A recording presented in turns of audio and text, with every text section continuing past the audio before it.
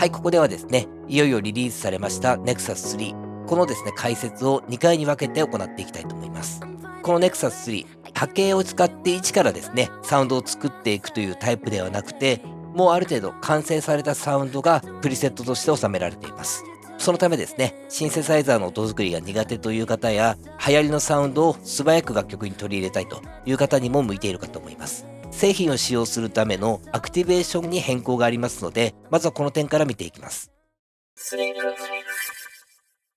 Nexus 2までは製品を使用するために E-Line センサーというキーが必要でしたけども、これが廃止されてパソコンに直接アクティベートを行うという形式になっています。まずはこのメーカーのサイトにアクセスしてログインを行います。そしてこの右上のアカウント、ダウンロードをクリックします。このようなページに飛びますので、アプリケーションのアイコンをクリックします。これでダウンロードが開始されます。ダウンロードが終わった後は、このアプリケーションをインストールして起動します。初回起動時に E メールアドレス、パスワードを聞かれますので、Nexus 3のアカウントでログインを行います。するとこのように Nexus 3が出ていまして、自動的にダウンロードが始まります。もしダウンロードが始まらない場合は、クリックすることでダウンロード、インストールが行われます。製品を購入すると、様々なサウンドライブラリ、プリセットがダウンロード可能になります。このあたりも非常に優秀なものが多いので、すべてダウンロードすることをお勧めいたします。この上の Not Installed をクリックすると、まだインストールしていない製品のみを表示させることも可能です。クリックしてダウンロードを行います。またメインのハードディスクに空き容量が少ないといった場合は、この右上の環境設定アイコンをクリックします。この中にですね、ライブラリーフォルダーズというものがありますので、このブラウズボタンから音色のインストール先を変更することも可能です。この部分を外付けハードディスクにしておけば、メインのハードディスクの使用量を大きく軽減できます。これらが終わりましたら、DAW を起動して、通常のですね、ソフト音源のように Nexus 3を立ち上げます。初回起動時にですね、このようにアクティベーションを求められますので、先ほどと同様に Nexus 3を購入した際の E メールアドレス、パスワードを入力します。入力後、このアクティブを押すことで製品が使用可能になります。またこのアクティベートは、1つのライセンスで2台のパソコンまで認証することができます。そのため、自宅で作曲するパソコン、持ち運びのノート PC など、特に USB キーなどを必要とせずに製品を使用できます。以上がアクティベートまでの流れとなります。まずご覧いただくとお分かりいただけるように、インターフェースが一新されまして、非常に美しくなっています。4K や Mac のレティーナディスプレイでも非常に鮮明に表示されます。またこの右下、ドラッグすることでディスプレイサイズや用途に合わせてリサイズを行えます。Nexus 3のプリセット管理はこちら、ライブラリアンのメニューで行います。まずこの左部分、先ほどご覧いただいてダウンロードを行ったプリセットのパックですね。そのパック名がこのように表示されています。今後有料で購入したパックに関してもこの部分に追加されていきます。一番上、オールを選択しますと、すべてのパックの中からプリセットを探していきます。プリセットはこの右部分になりまして、全プリセットが3455ということを表しています。これだけプリセットが多いと、目的のサウンドにたどり着くまでにちょっと時間がかかってしまいます。こういった時に絞り込んでいくのがこのカテゴリーやこの上のサウンドキャラクターとなります。例えば今、ベースのサウンドが欲しかったとします。全パックから探したいので、オール。中央のカテゴリーから楽器名や奏法、カテゴリーを指定できます。この中にベースありますので、これを選択します。そうしますと、約10分の1まで絞り込みが行えます。プリセット名、このようにクリックしますと、クイックプレビューというものを行うことができまして、まだプリセットが読み込まれていないんですけども、サウンドを簡易的に視聴することができます。このあたりはですね、非常に助かる機能かと思います。プリセットが決まりましたらダブルクリックで読み込みます。またこのプリセットのロードスピードもですね、Nexus 2に比べて最大で8倍の読み込み速度になっているということです。また CPU の使用率ですね。こちらも大幅に改善されているということですので、楽曲の中で多数の Nexus を使用するという方にとっても非常に嬉しい進化かと思います。一度こちらリズムと合わせて確認してみましょう。このようなサウンドです。もちろんですね、視聴しながらダブルクリックを行うことでこんな感じでプリセットを次々に切り替えていくこともできます。このような形ですね。で、これでもまだちょっと多いといった場合は、この上ですね、サウンドキャラクター。例えばこちらダーク、さらに106と絞り込まれます。このキャラクターは複数の絞り込みにも対応しています。例えばこちらダークと併用してスパイキーを点灯させますと、この条件を満たすプリセットのみが表示されます。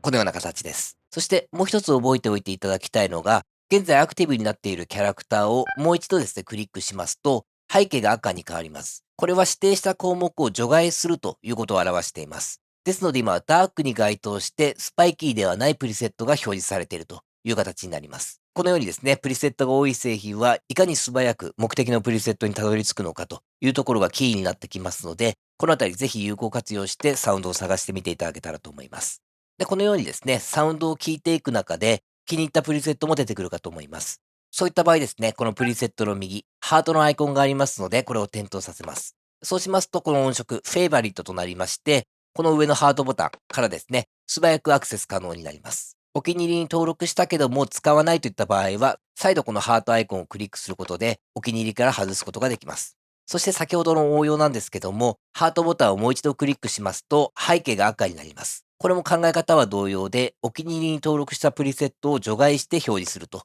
いう意味になります。そしてもう一つ、プリセットの管理で活躍するのが、ブックマークフォルダーです。このフォルダーの部分、右クリックしますと、このように、Create New Bookmark Folder というものが表示されますので、これを選択します。このようにフォルダーが追加されますので、任意の名前を付けます。これはオリジナルのフォルダーになりまして、プリセットをドラッグすることで、このようにフォルダーの中に追加可能になります。もちろんこのフォルダー、複数追加できますので、ジャンル別で分けておくというのも有効かと思います。追加したプリセットをフォルダーから削除したいといった場合は、プリセット名を右クリックして、Remove from Bookmarks を選択しますと、このようにプリセットが削除されます。そしてこの左右のパネル、セクションからは、サウンドを簡易的にコントロールできます。サウンドを根本的に変えるというよりは、読み込んだプリセットサウンドを元にしてエディットを行っていくという形になります。これら各セクションは Nexus 2を継承しており、Nexus 2の動画で詳細を解説していますので、そちらも合わせてご覧いただければと思います。ここではですね、簡単に概要を確認しておきます。まず各セクション、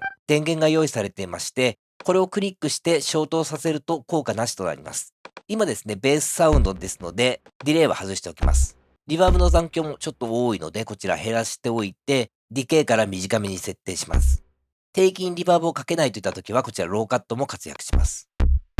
そしてフィルター。こちらローパスフィルターになっていまして、今特に動きが与えられていません。エンベロープで演奏されてからサウンドが明るくなっていくような響き。で、この動きをですね、レゾナンスで強調。あとはこの動きの速さをアタック。で、調整して、戻らないようにサスティン全開。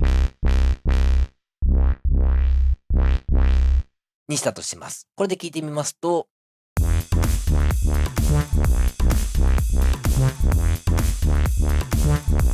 ない時ですね。このような動きをつけられます。これは全セクション共通なんですけども、このメニュー部分、クリックしますと、ロックという項目があります。これ非常に便利で、この部分をロックしておくことで、例えば他のプリセットに変えたとしたとしても、ロックしたパラメータは変更されません。そのためサウンドの雰囲気、効果を保ったまま他のプリセットに切り替えていけると。ぜひこのあたりも取り入れていただけたらと思います。そして次に、サウンドメイキングでとても大切になるのがこちら、フィーチャーズです。今ですね、このベースと合わせて、ただこうコードを伸ばしているサウンドにストリングスのプリセットを当ててみました。このような形ですね。このプリセットのフィーチャーズ確認してみますと、レイヤーとありまして、2つのサウンドが重なっているのが確認できます。プリセットによってはもっとレイヤーが多かったり、レイヤーの中にオシレーターが複数あるというものもあります。まずこの部分クリックしますと、各レイヤーをミュートすることができます。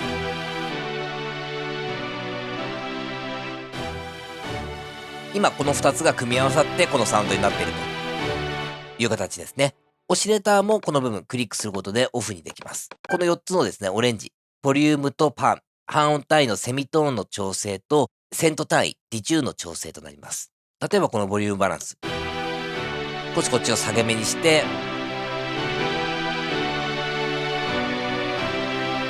このようにバランスを取るだけでもサウンドの印象変わってきます。このボリュームバランスでサウンドが大きくなりすぎた、小さくなりすぎたといった場合は、このアウトプットから全体のボリュームを変更することも可能です。そしてパンから各レイヤーごとの定位をコントロールできます。例えばこのレイヤー、このように左右に広げることで、ワイドに。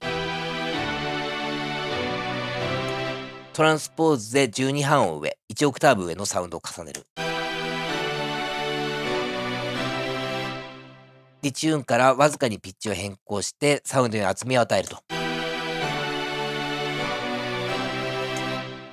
いうようなですね、効果を作り出すことができますので、ワイドに広げたい、厚みを持たせたいといった際にも便利です。そして今回の最後に、新機能としてこちら左にですね、マクロノブが4つ追加されました。ネクサス上のパラメータをこのマクロノブに割り当てて一斉にコントロールすることができます。この手順なんですけども、こちらモジュレーションメニューにアクセスします。このモジュレーションマトリックスといったところですね、ここの電源がオンになっていることを確認してください。この左部分は何でコントロールするか。そしてこの右部分は何をコントロールするかということになります。まず何でということですので、今回マクロコントロール1番。このノブになりますね。マクロコントロール1で何のパラメータを動かすのか、影響を与えるのかということを指定できます。例えばこちら、マスターフィルターを有効にしまして、ローパスにしておきます。マスターフィルターのカットオフはフロントパネルのですね、このマスターカットというものになります。これで関連付けが完了しました。最後にこの部分をドラッグして、正の値に動かすのか、負の値に動かすのかということを決めます。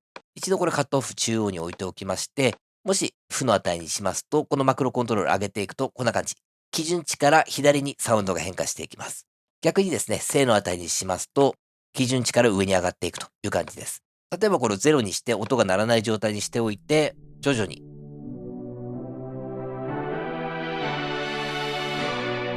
変化させるということもできます。またこのマクロノブ一つで複数のパラメータ変化させることができます。同じくマクロの1番、それでは同じくフロントのリバーブミックス、こちらになりますね。リバーブの適用量も上げていきたいと思います。今はマクロコントロールの上昇に合わせて基準値から上げていきたいので、右側ということになりますね。少しリバーブの残響長めに取っておきましょうか。これで聞いてみますと、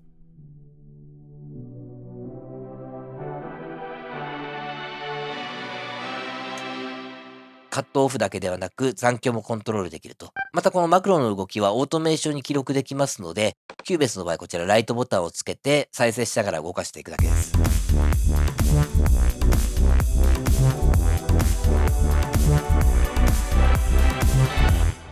楽曲の中の表現も大きく広がるかと思います。で、これらプリセットエディットした結果を他の曲でも使いたいといった場合は、簡単にセーブを行えます。このですね、名前の右部分クリックしますと、セーブプリセットとありますので、これを選択します。この段階でユーザープリセットというフォルダができますので、この中に保存されました。右クリックでリネームを行うこともできますので、非常に利便性が高いですね。はい、といった形で Nexus 3の解説を行ってきました。プリセットやサイドのパネル、レイヤー、マクロコントロールについて触れてきました。次回はですね、強化されたアルペジエーター、トランスゲート、エフェクトなどを解説していきたいと思います。この動画が参考になりましたらグッドボタン、チャンネル登録をお願いいたします。今回もご視聴いただきありがとうございました。